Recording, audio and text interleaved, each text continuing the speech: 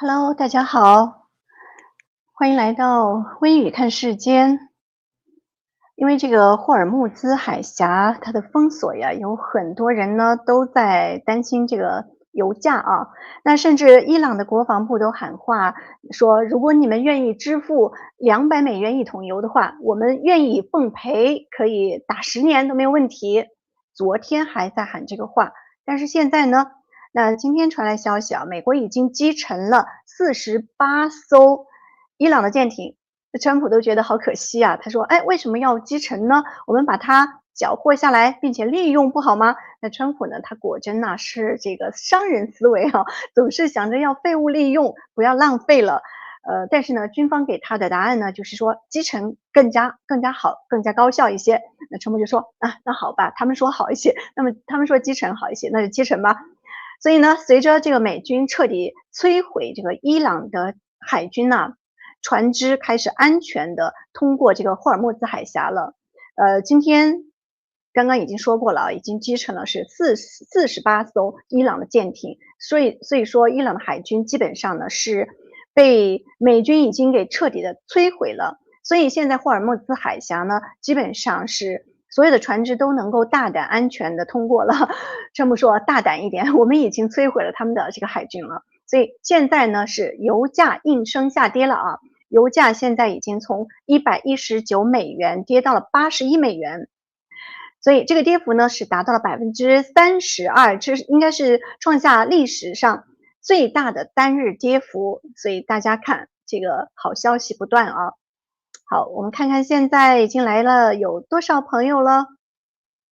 大家好，大家好，欢迎来到微语看世间啊，这里是一个直播，今天我们是做直播。那如果是在直播之后观看我们节目的朋友呢，微语也建议大家呀，可以用1.2倍速或者是1.5倍速来观看，这样呢就不会嫌微语在过程当中因为操作图片啊，因为等等的原因呢，会觉得速度有点慢，或者说有点磕磕巴巴。那天有个台湾朋友说：“哎呀，微语你怎么了？怎么这个做节目开始吃螺丝？是不是有什么心事？”不是啊，是因为我们平时呢都是写稿的，那今天呢我们是做直播的话呢，它就是不是一个录制，录制可以剪辑嘛，所以请大家多多的包涵。哎，大家也看到现在油价被控制，感觉特别开心啊，确实是这样。那今天呢，我要跟大家讲三个话题。那第一个呢，就是伊朗的女足求助，就是一个求庇护吧。然后川普呢紧急出手这个事情。那第二个事情呢是呃关于这个伊朗到底有没有资格来谴责美国，说因为一个伊朗女校被轰炸之后呀，人们现在主流媒体都在谴责美国，伊朗也开始趁机谴责美国，说他是犯了战争罪。所以我们来讨论一下这个问题，伊朗女校被轰炸到底是谁之过？那第三个呢，就是来讨论一下最近共军的一个异常啊，大概已经连续11天啊，没有军机绕台了，这个实在是太出乎这个寻常了啊，太不寻常了。所以我们今天呢，也来讨论一下到底是什么样的原因。那各位观众，如果你们想要讨论这几个话题，有你们的想法的话呢，可以在我们的留言区啊，跟微语来写下你的想法。一会儿如果有大家分析的特别好的呢，我也可以给大家来念一念，分享一下。好，刚刚我已经讲过了，这位朋友还在问油价到底是跌了还是涨了，还是来回跳反复波动。我已经告诉你了啊，现在呢，霍尔木兹海峡呢已经完全是被控制了，而且呢，伊朗的这个舰艇已经被打掉48艘。川普告诉他们，你们大胆的通过吧，伊朗的海军已经被彻底的摧毁了啊，是这样的一个消息。好，我们接着来讲我们今天的第一个话题，就是这个伊朗女子国家足球队啊。这个伊朗女足啊，她是在亚洲杯的期间引发这个国际关注的。大家应该是不是看过这个他们的一个视频，就是比赛在澳洲举行比赛的时候呢，这个伊朗队在小组赛的首场对南韩的比赛之前，他们就拒绝唱国歌、行军礼，然后就静默的站立，表示用沉默来表达反抗啊。然后当时这个场景啊，哎，大家看一下这个视频。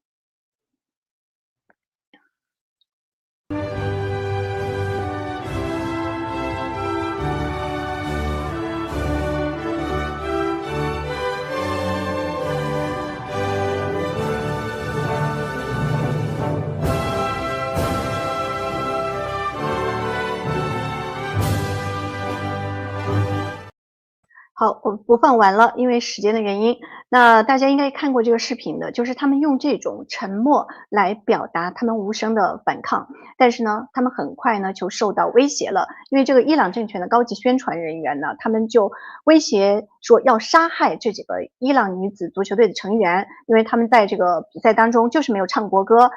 因为看得出他们是在反抗，所以之后的几场比赛呢，这几个球员呢就被迫唱国歌啊、行军礼都被迫去做。陪同的这个安全官员呢，也向他们施压，包括监控他们的手机啊，威胁他们的家人呐、然后还给他们在澳洲软禁了，防止他们逃跑。甚至有人呢，就是后来就发现呢，他们在那个巴士上面啊，就是他们在球队巴士上面，对着窗外，对着他们观众做这个求救手势。大家知道那个国际社会的求救手势吗？就是这样的求救手势。当时的现场是很混乱的。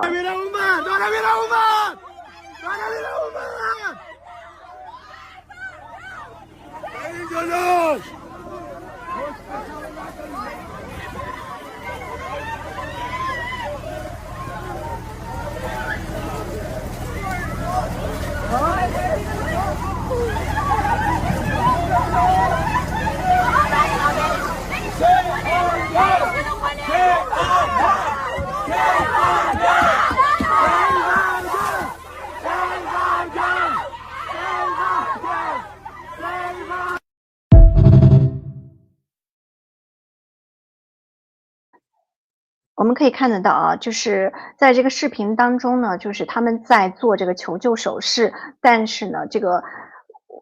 窗外的观众看到了以后，这些伊朗的支持者看到了以后呢，就赶紧去阻挡这个巴士，阻挡巴士。可是当时现场的这个安保人员呢，就没有让他们阻挡，就是巴士当时是没开的，但是安保人员呢就驱散了这些阻挡巴士的这些民众，这些伊朗人，然后就让这个巴士给通过了。实际上就是相当于澳洲政府呢，就是就没所作为吧，就是当时，所以这个情况呢，最后是怎么回事呢？最后就是川普总统出手啊，川普总统出手，他当时呢是在这个 Truth Social 上面发文，他说这个澳洲如果你们让这个伊朗女足强制返回的话呢，可能会造成他们被杀害，所以他就要求澳洲总理啊要提供庇护，否则的话呢，美国你们不庇护，那我们美国来接收，你们不接受，我们美国接收，就话已经放出来了。但是呢，不到2个小时之后呢，就是可能是澳洲的总理呢，就跟川普之间呢就通话了，就是表示呢，我们正在处理了啊，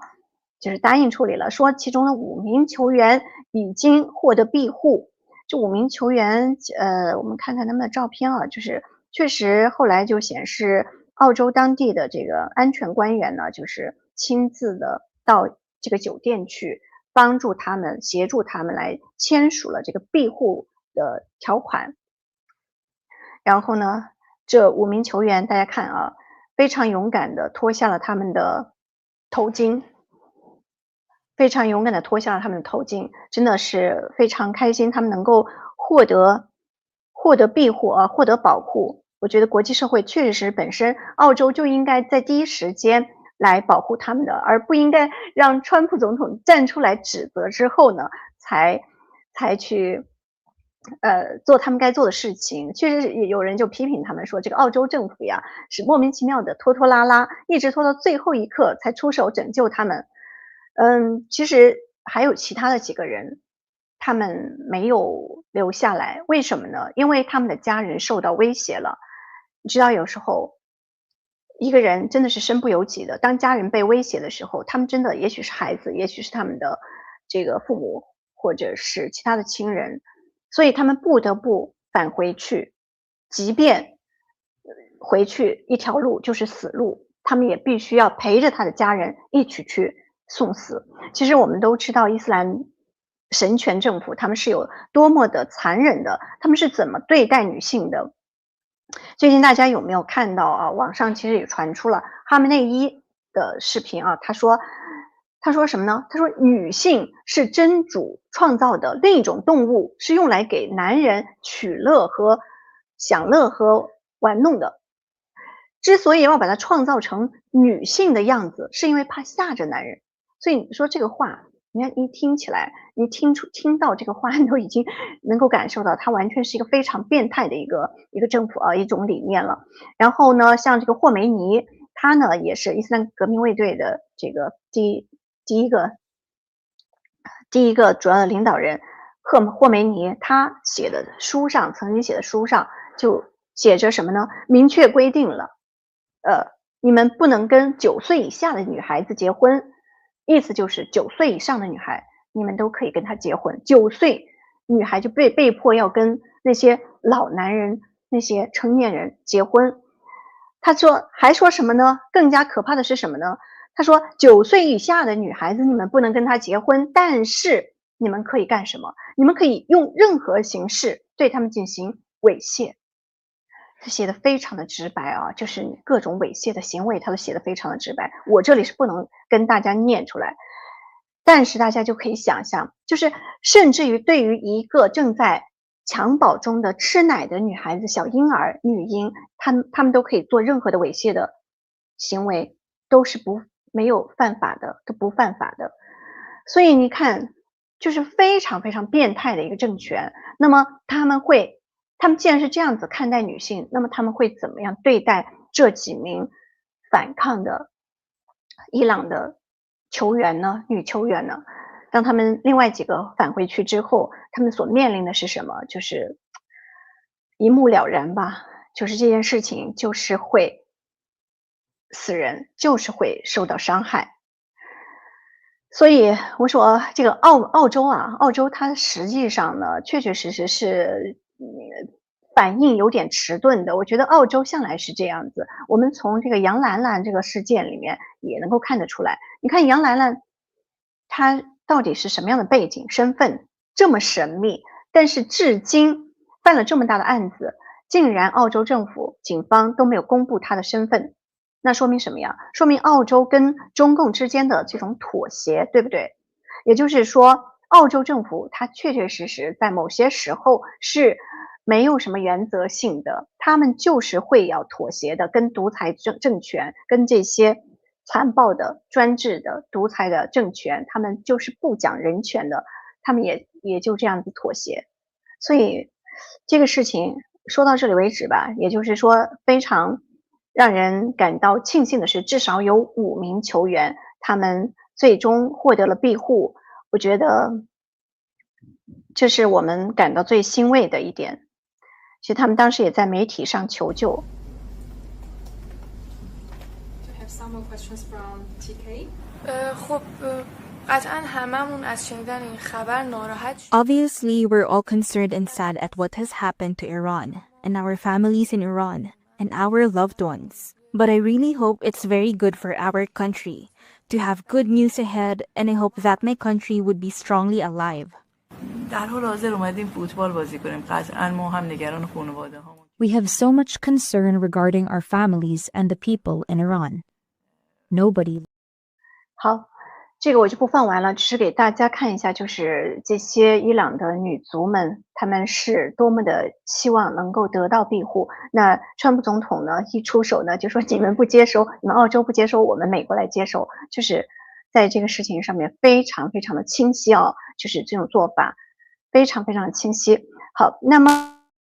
现在就是还有一个备受争议的一个话题啊，大家有没有听说？就是2026年的2月28号，就是中东这个战争的爆发的首日，然后伊朗南部米纳布市的有一个女校啊，据说是被导弹攻击了，造成了168人死亡，其中呢有165名7到12岁的女童，然后以及14名教师。另外还有100多人受伤，所以这个呢，应该是目前这个战争中已知的最严重的平民伤亡事件。因为美国军队从来都不攻击平民，所以这个事情现在到底是美军的误伤呢，还是伊斯兰革命卫队他们自己故意而为的呢？因为之前有消息传出来呢，说是就是伊朗伊斯兰革命卫队他们自己做的这件事情，自己承认了。但是呢，因为消息呢一直都没有得到官方的证实，所以现在呢，尤其是美国的主流媒体就一直拿这个东西在说事，所以说起来就是尚无定论，应该说还在调查当中，就是没给一个最后的结论。但是呢，川普总统和战争部长赫格塞斯他们在这个第一时间接受采访的时候，也都是说直接就否定了这不是美军的误伤，说伊朗当局他们自己炸的，因为他们的炸弹根本都打不准，所以美军我们从来都不会攻击平民的，所以川普是非常非常自信，我们美军绝对不会去攻击平民，而且我们打的炸弹是非常准的，怎么可能误伤呢？但是呢，美国的主流媒体像《纽约时报》这些是吧，他们就抓住这个事件不放，极尽所能的去描述，说是美军怎么失误了。他说他们还进行了调查，说攻击使用了就是这个炮弹是使用的美国独有的战斧巡弋导弹，一说是美国独有的，所以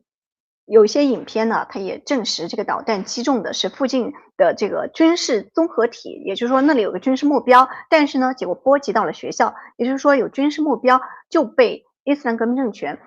放在这个学校旁边，故意放在学校旁边，或许然后这样子就造成平民的伤亡。实际上那天是周末周日，怎么会有女生？周日大家都放假，为什么会有女生在学校里上学？所以这个事情其实是非常可疑的。而主流媒体现在的叙事方式呢，大家现在其实是非常了解的了，因为川普也多次说过，他们就是假新闻，对不对？就是他为了抹黑，为了造谣，他会不惜一切的去出卖美国，就是他没有一个爱国者的姿态，他可以出卖这个国家去造谣。那这种媒体，他到现在还能够成为美国的主流媒体，所以大家想一想，这种情况会发生在中共国吗？我想那些五毛们，你们说一个这样子反美国的媒体会像这种会发生在中共国吗？所以竟然还有人说川普是独裁，如果真的是一个独裁者，习近平会允许一个反对他的媒体在中国境内存在吗？是绝对不可能的。但事实上，这个伊朗其实他根本都拿不出这个证据来的啊！而且呢，现在有一位美国的退伍军人兼这个播客的主持人叫做 Matt Taddeo， 他呢用影片和 AI 的分析证明啊，说这个不是美国的战斧导弹。我看看他他是怎么证明的呢？他是用这个照片，就是因为网上是有影片的啊，然后呢，他用这个影片中截图以后呢，用 AI 来分析，这样子呢，他一步一步的解释啊，他说这个不是美国的战斧导弹，而是伊朗他们自己搞的。那第一个，这个翅膀的位置就不一样，他用 AI 分析影片飞过来的这个导弹，发现这个弹翼啊，就是翅膀的位置大概是在导弹身体的40%到45%左右。那真正的战斧导弹翅膀是在49%到50%左右，而伊朗自己仿制俄罗斯的 KH-55导弹翅膀位置刚好就在40%到45%，所以他说这个外形根据分析更加像伊朗自己的导弹。然后另外一个呢，他认为这个攻击的角度太陡了，就是影片显示呢，这个导弹最终冲下来是在大约70度的这个陡角，几乎是垂直往下的。这个战斧导弹呢，通常会飞得很低，因为它如果飞高了的话呢，就不利于躲避这个雷达，所以它的攻击角度通常只有20到45，反而这个 KH-55它的这个家族的导弹最大的攻击角度就是在55度左右，所以这个视频的攻击角度实际上证实这个很有可能是 KH 五更有可能是 KH 五而不可能是战斧导弹。然后它还有一个更加可能的解释，就是在 GPS 被干扰的情况下，美国和以色列一直都在这个伊朗的上空用强力的 GPS 的讯号来干扰嘛，就是强力干扰 GPS 讯号，就是想要把这个导弹弄得打不准嘛。那如果伊朗发射 KH 导弹想要打美军或者是以色列目标，但是 GPS 又失灵的情况下，这个导弹就会迷路，然后失控，可能会直接坠落砸到自己境内。那或许就刚好砸到自己的学校旁边的基地，波及学校。所以他说这种情况更有可能，因为大家都知道，我们之前的节目里也讲过了，美军干扰信号、电子战的干扰非常强大，所以实际上这个伊朗的导弹炸弹乱扔打不准，都是因为被干扰到了。所以大家想这几点一分析下来的话，其实就是说从技术上来分析，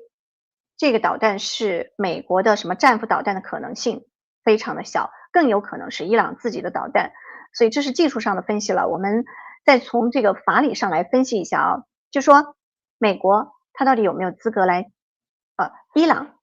它到底有没有资格来谴责美国？大家觉得伊朗有没有资格谴责美国？来，你们在留言区跟我说，来说一说为什么他们没有资格来谴责美国？为什么现在这个主流媒体也在这样子，包括联合国也在谴责美国？为什么？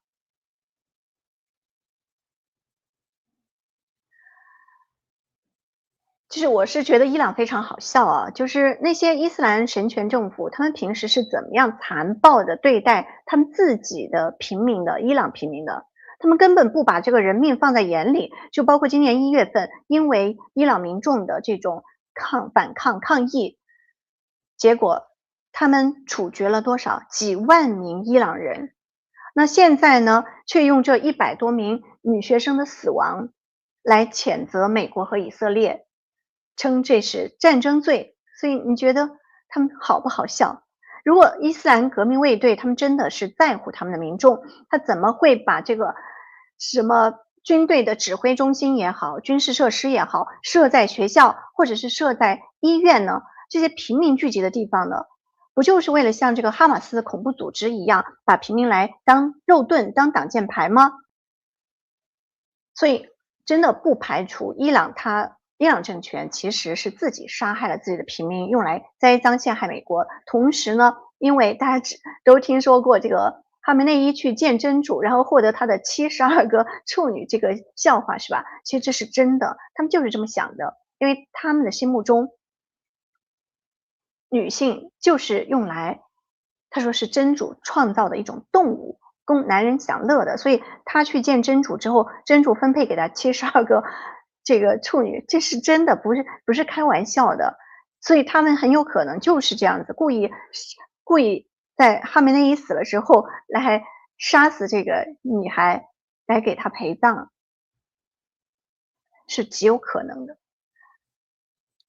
所以我们用脚趾头都能够知道，这个美国和伊斯兰政权呢，他们到底谁更在乎人的生命？你们说说，谁更在乎人的生命？其实美军在这次行动当中也是有伤亡的，因为目前美军已经有第7名这个士兵被证实已经在这场战斗中身亡。那这名阵亡的士兵呢，是一名来自肯塔基州的中士，26岁的本杰明 Pennington。那他的遗体呢，今天将会被运送回美国。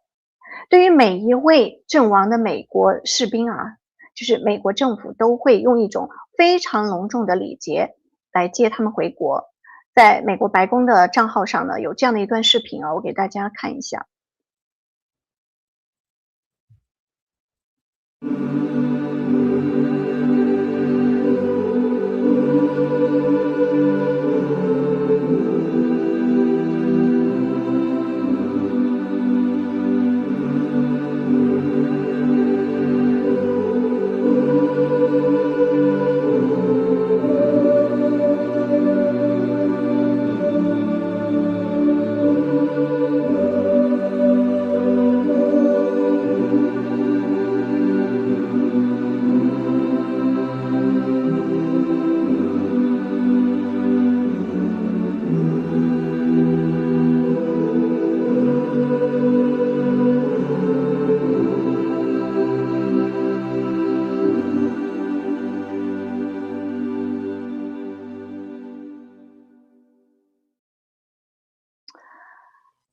他在白宫的这个 X 账号上发这段视频的时候呀，上面写着一句话，叫做自由从来都不是免费的，美国永远不会忘记他们的服务和牺牲。确实啊，自由从来都不是免费的，它是无数的这个先贤呐、英雄啊，用他们的鲜血和牺牲铸就的一种珍贵的遗产。美国人民一定会永远铭记这些捍卫自由、为了捍卫自由而牺牲的这些勇士们，所以在美国每一位士兵都能够得到他们应有的这种荣誉，并且被人们铭记。所以我那天在网上发个帖子，但是中共国的那些士兵们呢，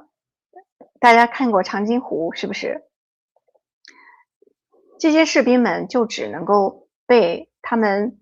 穿着单薄的衣服，被他们送到冰天雪地的这种寒冷的地方去战斗，结果呢，仗没打成，一个个的都冻成了冰雕，冻死在战场上，最后曝尸荒野。谁管他们呀？这就是不同，这是每个国家的不同。所以其实战争本质上它肯定是充满了死伤和苦难的，这一点是不容否认的一个现实。但是呢，当这个战争是为了维护正义、捍卫自由而发起的时候呢，它就会成为一个通往和平的一个必经之路。只有通过这种战斗，才可能会打破这个暴政的枷锁，让公正啊，让正义才能够在废墟中重生。所以历史是一再证明，盲目的和平主义往往只是短暂的这种幻觉，而真正的和平它是必须建立在一个坚定的原则上的，就是该打的时候是必须出手的。如果仅仅是因为害怕死亡、畏惧死亡，你就拒绝任何形式的战争，那个我认为其实无异于就是一个怯懦的一种退缩，就是懦夫的行为。这种心态就相当于是你放弃了跟这个邪恶的对抗，就等同于默许让这个暴行继续肆虐。所以我们为什么说沉默其实就是另外一种作恶呢？因为你默许了。所以他是忽略这个人的尊严和责任的，他让这种是放大各种恐惧，他让这些邪恶的恐惧在这个世界上面被放大，让他们主宰着这个世界，所以最终会让这个世界造成更大的灾难。大家说是不是这样？所以同样的，如果单纯因为战争会带来死亡，你就去谴责发起战争的人，像有些人就在因为这个事情说死了多少是美国的责任，现在不说是不是美国的责任，那即便是美国的责任，你就因为这个事情而去谴责发起战争的人，那这个我认为是一种非常狡猾的偷换概念，就是他把这个战争的，他把这个焦点呢，从战争的起因，比如说为什么要打这个仗，是因为独裁者的侵略和压迫对世界造成的威胁和威胁，对吧？他把这个起因转移到什么呢？他转移到结果上面，他就认为你造成了这样的一个结果，造成了这100多人的死亡，所以你就是罪人，所以它是一个偷换概念的。实际上，我觉得真正的问题它并不在于战争要付出的一个代价，而是在于值不值得为了更高的一个价值而战，是这个问题。所以如果我们一直去沉默无动于衷，让更多的人就是被独裁政权这些暴政在他们的铁蹄下遭受迫害，那我觉得其实这到底是谁的责任？有没有想想？每一个沉默的人、无动于衷的人，其实我想都有责任，都是在助纣为虐。反而那些勇敢站出来对抗不义、对抗暴政的人，我觉得他们才是真正的英雄。所以美军现在能出手，那实际上那是最正义的行为，对不对？我们留言区有多少人是支持美军的行为的？还是有人真的你们觉得造成了死亡，所以这是不值得的，或者说这是不对的，不应该发起战争，不应该对伊朗行动。可以在留言区来说说你们的想法。确实，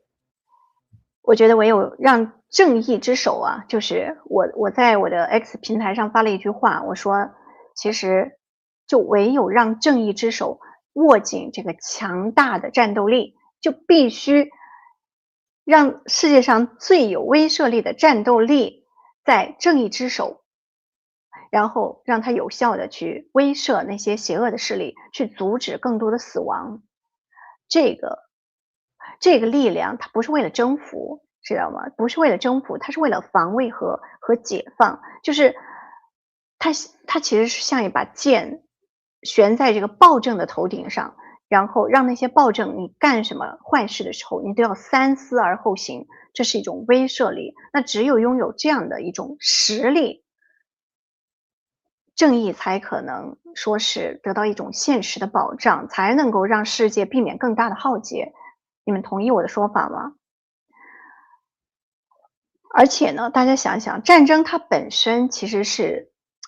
超出人力所能控制的，就是即便你觉得看起来是美军发动的这场战争，但其实这个世界上的战争也好，这些事情啊，我认为其实是一种天意，某种程度上它是上天的安排，历史的必然，就是一个地方会不会发生战争，其实是一种上天的安排。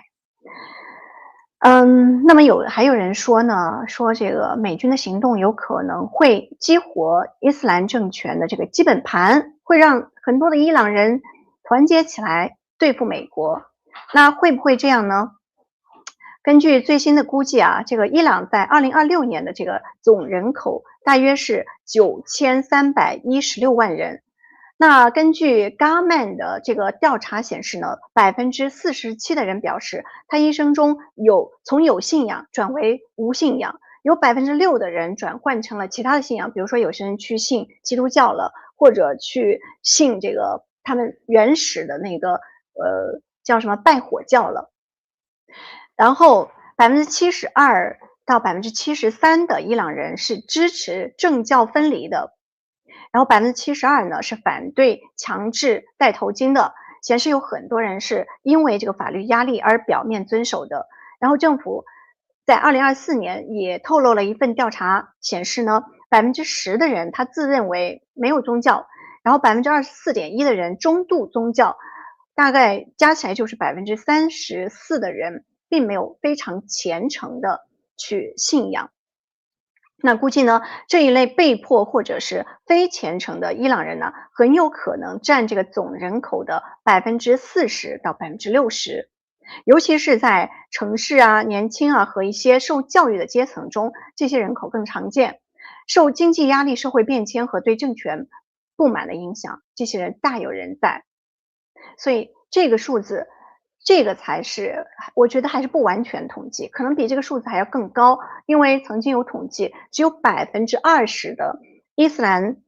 宗教人士在控制着80%的真正的伊朗人。所以这个伊朗的基本盘到底是什么？伊朗的基本盘并不是伊斯兰极端宗教，而是他们过去的拜火教的信仰。其实这一点跟中国是很像的，大家觉得是不是？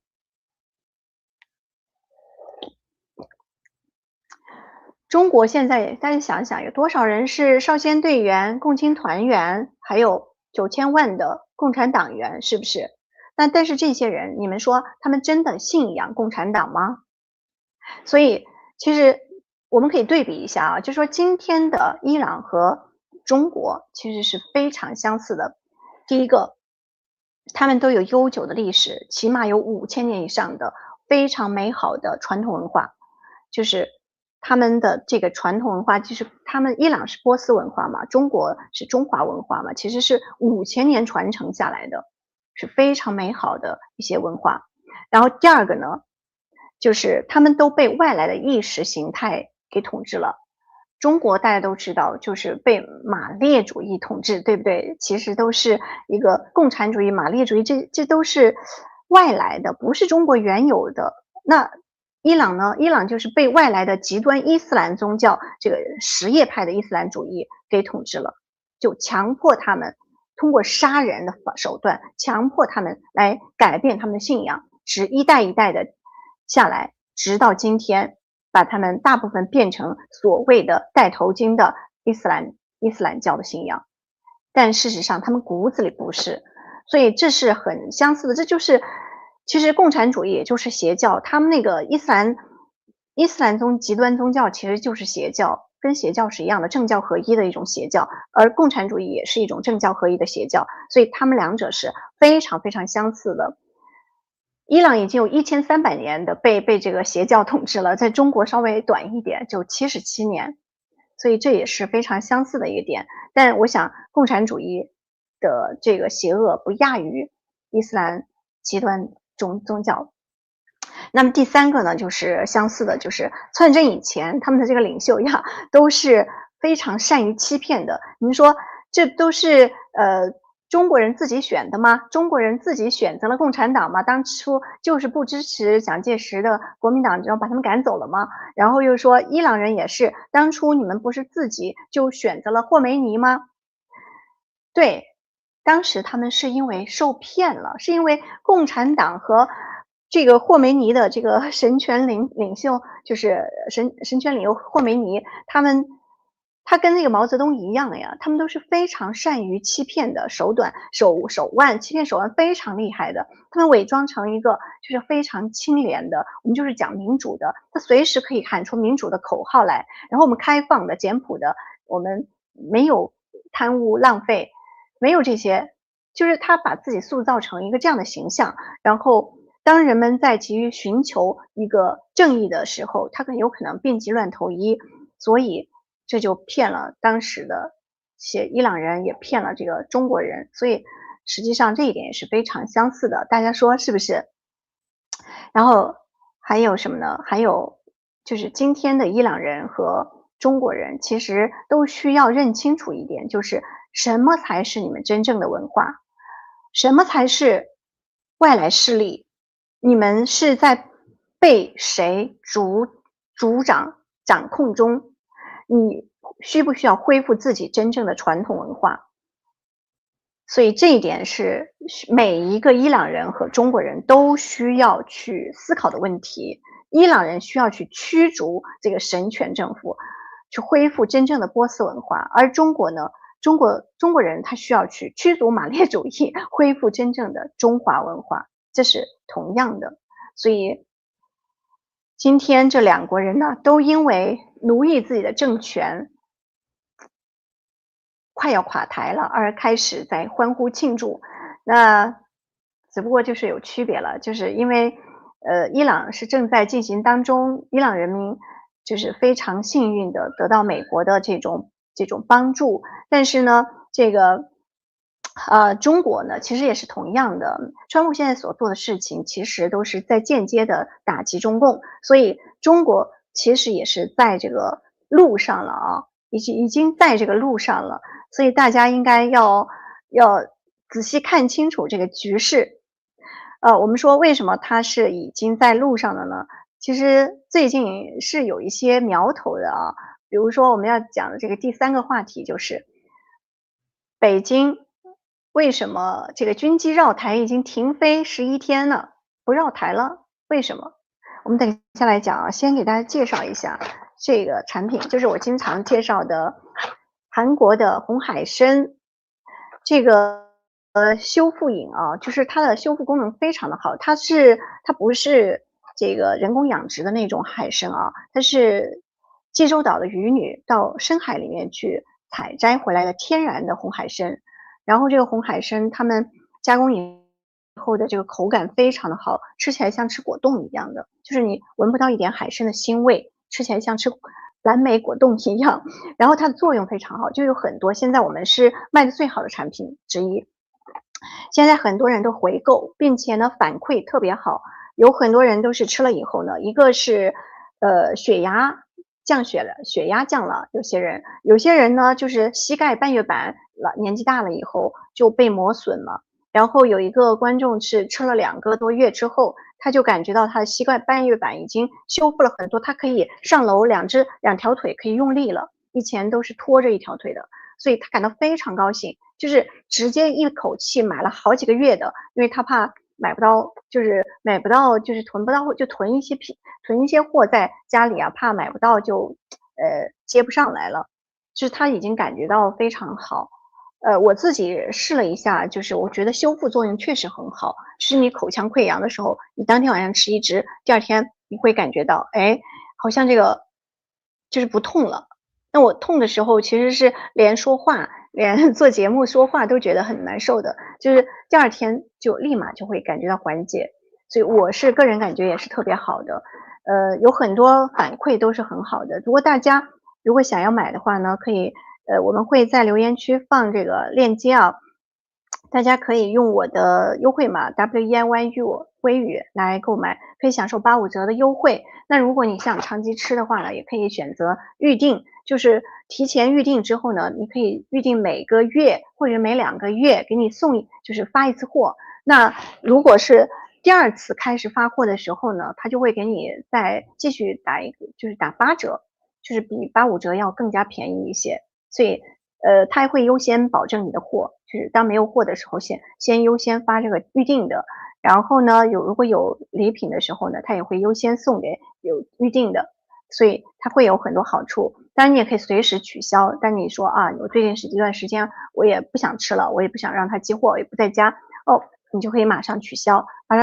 就没有任何的 penalty， 就是非常方便的。好。我这里是给大家介绍这个红海参啊，我们来继续讲，就是为什么最近军机绕台11天没有绕台了？为什么？大家有没有很多台湾的朋友来跟我们讲一讲，你们觉得是为什么？有一个人开玩笑，半开玩笑说，那个。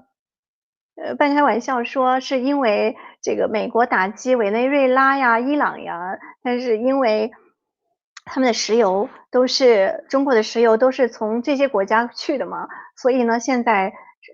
油比较吃紧，所以要省着点用，是不是这样？当然这个可能只是一个其中的原因吧，也许吧。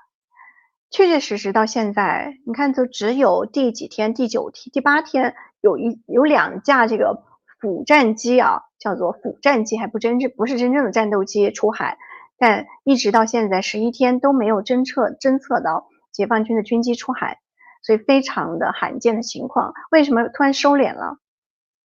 有人观察到啊，就是像王毅最近都改口了，王毅说要让2026年成为中美关系走向健康的标志。我看看王毅怎么说的。让2026年成为中美关系走向健康、稳定、可持续发展的标识性的年份。所以你看，为什么王毅现在都改口了？说明中美之间的关系是不是开始有微妙的变化？有一个独立的时评人蔡申坤先生啊，他说上个月北京消息通灵人士透露说，习近平这次非常重视川普访华，特别是在清洗军队主要将领之后，有意疏解中美之间对抗和紧张关系，更有可能在贸易问题上向川普做出重大让步。至于具体内容和措施，中方已经有了预案。西方世界当然也包括中共内部都可能会大吃一惊。然后他说，今天看到西方媒体传出消息，说北京准备在川普访问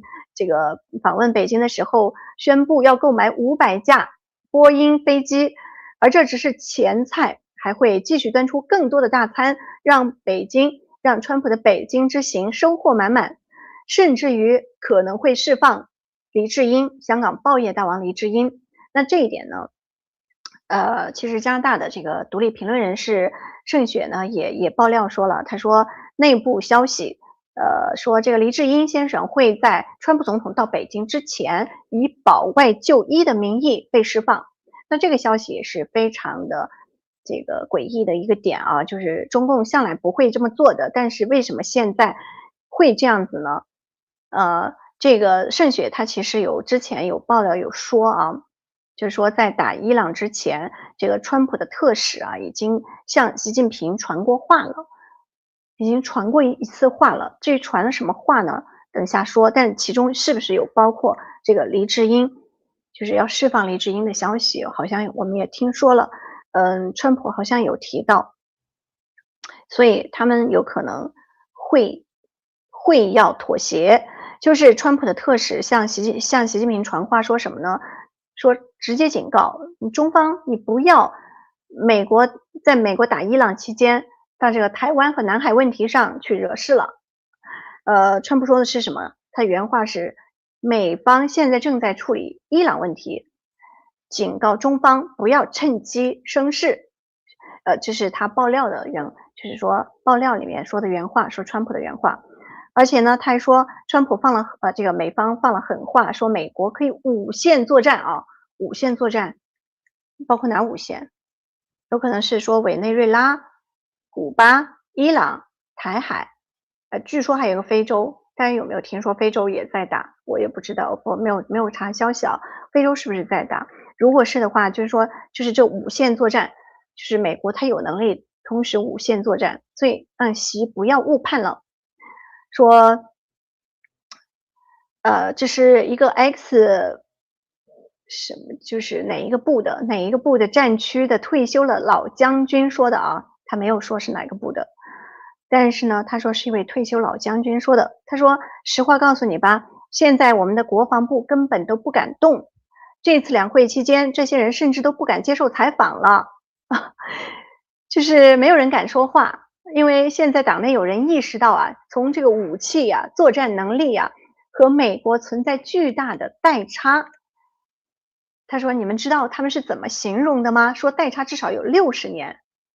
就是跟美国的武力比啊，至少代差有60年。”然后又说这位是空军出身的老同志啊，他说美国的一架 F-35战机可以轻轻松松打掉我们的30架歼20，而且这还是保守估计的。然后中共的大疆无人机据说也是派不上用场，说美国和以色列正在研发这个反无人机的作战技术，准备在台湾部署。以色列的技术非常先进，专门针对几百几千架规模的这种蜂群作战的技术都已经很成熟了。所以你看，就是说按常理的话呢，在两会期间嘛，他为了要提振这个士气嘛，那中国它通常都是会去到台海进行某种程度的骚扰，军机绕台。但是这次你看一点行动都没有，是不是被川普给吓到了，被美军给吓到了？而且这一次呢，其实两会期间也有一些很奇特的现象啊，就是你像川普你像习近平他的座位，看习近平的座位，大家看很难得的看到他一张在哪里的照片，坐在这个观众席啊，坐在这个代表席的照片啊，大家都想真的是很奇怪啊，怎么不坐主席台了，坐到代表席了？有人开玩笑啊，开玩笑说是不是怕这个精准定位啊被斩首了？坐的这个代表席人多，混在里头看不到，就像这张。然后还有一张，你看它这个背景啊，大家看到吗？颜色都换成黄色的了。为什么换成黄色的了？是不是很奇怪？这是习近平他真的是就是不敢用红色了，赤马红羊年呢，他就是用黄色这个土来泄火呀，所以他就是去这样做的目的，非常的了然呢，就知道他非常害怕，担心自己今年会出事，会被斩首啊。那确确实实，这次大家也看到打伊朗呢，这个俄罗斯和中共确实都现在除了就是宣传上面说一些假消息以外，他其实是不敢在国际上吭声的啊。其实我想是川普让美军这个秀肌肉啊，它是起了作用的。我们可以看一下这个美军最近在这个白宫网站上发的一个 On the orders of the President of the United States, U.S. Central Command commences Operation Epic Fury. I'm gonna shoot you right down. This regime will soon learn that no one should challenge the strength and might of the United States Armed Forces. He reminded the world, as he has time and time again, being an American means something unbreakable. If you kill Americans, if you threaten Americans anywhere on earth, we will hunt you down without apology and without hesitation, and we will kill you. We didn't start this war, but under President Trump, we are finishing it. Their war on Americans has become our retribution against their idol. Iran is run by lunatics, religious fanatic lunatics. They have an ambition to have nuclear weapons. They intend to develop those nuclear weapons behind a program of missiles and drones and terrorism that the world will not be able to touch them for fear of those things. This is the weakest they've ever been. Now is the time to go after them. The president made the decision to go after them, take away their missiles, take away their navy, take away their drones, take away their ability to make those things so that they can never have a nuclear weapon. Finally, to the great proud people of Iran, I say tonight that the hour of your freedom is at hand. When we are finished, take over your government. It will be yours to take. This will be probably your only chance for generations.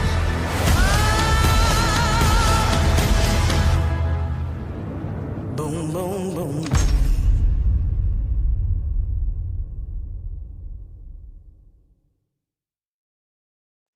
好，真的，我觉得美军秀肌肉震慑力真是太强大了，而且他发了一段话在他的这个 X 上面啊，说这个政权很快就会知道，谁都不应该挑战美军军事的威力，军事力量的威力。我觉得，对，就是最强大的军事力量应该紧握在正义之手，就这个意思。因为这样，邪恶才会感到恐惧和威慑。世界才能够真正的回归到和平和安全。大家同意我的话吗？如果同意，请在我们的留言区啊，赶紧给我点赞也行，或者是在留言区告诉我同意我的说法。好，也谢谢各位啊，谢谢各位，谢谢这位朋友，给我们秀一下来，哎，给我们捐赠，